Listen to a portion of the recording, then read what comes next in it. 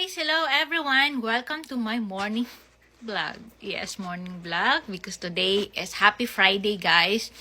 8:54 in the morning. I'm still uncomfortable while wearing this upper and lower retainer, but I don't have anything to do. No choice. Just to wear this one and adjust myself. So, I hope all of you have a happy Friday. Happy weekend, guys. And now, I'm going to drink my Great Taste Caramel. Ang ganda guys ngayon ng kape. Dalawa na sila. Twin pack. So, this is my coffee for today. Caramel. Yes, caramel. I sleep good. And this is how it looks like.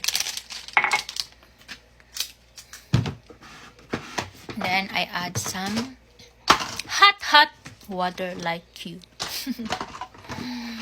So just like that. Without coffee, my day is not complete. So mabilis lang naman ako pasayhin. Biglang bigyan mo lang ako ng favorite kong kape. Okay na ako. Pero mas okay kung mayroong blueberry cheesecake. Kasi mas gusto ko ang blue. Sorry guys, inuubo ako.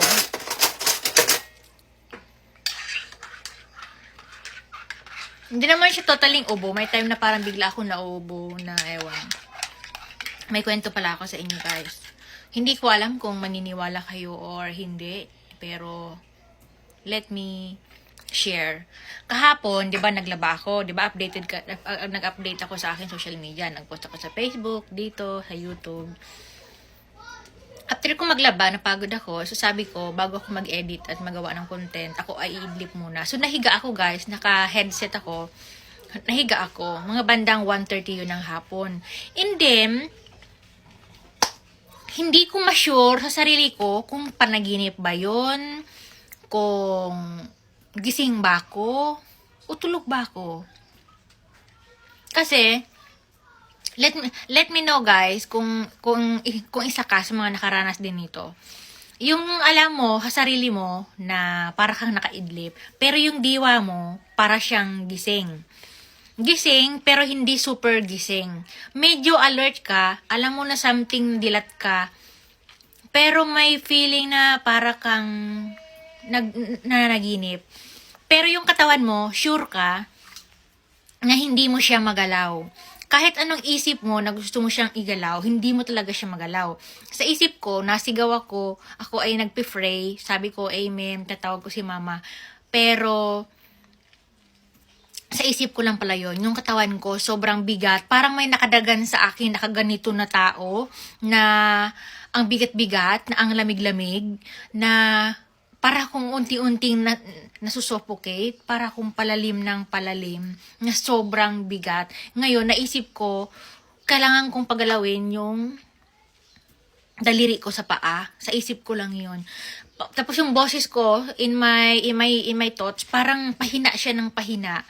So, sabi ng kapatid ko na nurse, saka ng anak ko, baka ako daw ay na-sleep paralysis. So, hindi ko alam kung anong nangyari. O bangungot ba yun? Ang tawag doon. Pero talaga, may nakita talaga akong tao na hindi klarado, na parang nakadagan sa akin na hindi ko alam kung sinasakal ba ako o no, ewan ko kung ano ginagawa niya sa akin. Kasi ang alam ko talaga, para akong gising, na parang tulog, na parang hindi. Ang hirap i-explain. Hindi ko alam kung some nakaka-experience nito. Pero ako, klarado, ganun talaga yung experience ko. So, nag-search ako sa Google, nanood ako. Tinignan ko yung mga pictures, kung ano yung naka-upload doon sa Google. Parang ganun ngayon nangyari sa akin. Para siyang sleep paralysis. Yung parang may taong nakaganito sa akin mula dito. Nakahawak sa balikat ko at sobrang dagan. Tapos, madilim, malamig, parang may usok. Basta ganun. O diba? Parang sounds weird guys. Pero hindi ako baliw guys ha. Sinasabi ko lang yung experience ko kahapon around 1:30 hanggang 2 p.m. Tapos, nung nakapag-survive lang ako, nung naisip ko na magdasal sa isip ko, tapos iginalaw ko talaga yung daliri ko sa paa. And after nun, 20 minutes bago ako totaling nakapag-recover. Kasi yung isip ko parang full of fog. Para akong lutang. Tapos, parang dahan-dahan din ako umaangat galing dun sa ilalim kung saan man ako nanggaling. Garang-garon. Tapos, pagkatapos kong makomplete kong maigalaw yung katawan ko. Naiyak ako.